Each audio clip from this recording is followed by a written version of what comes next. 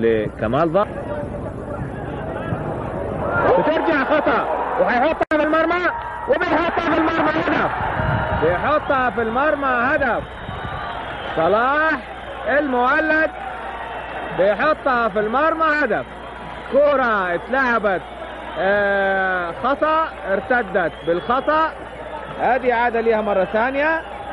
لقت صلاح طبعا ما هو في موقع تسلل لانه كرة مرتدة اليه ولم يشارك اساسا في الهجمة، ولكن كرة وصلته وسجل منها في الدقيقة 44.5 تقريبا صلاح دخيل المولد الهدف الاول في هذه المباراة. ربما يكون الهدف الوحيد، ربما الهدف الاول، ما تعرف شيء. وفعلا بيطلق سيداتي انساتي سادتي حكم المباراة عبد الرحمن المعثم لينهي هذا الشوط بالخطأ القاتل اللي ارتكبه وسط النصر في انه اعاد كرة الى صلاح دخيل وسجل منها هدف الشوط الوحيد.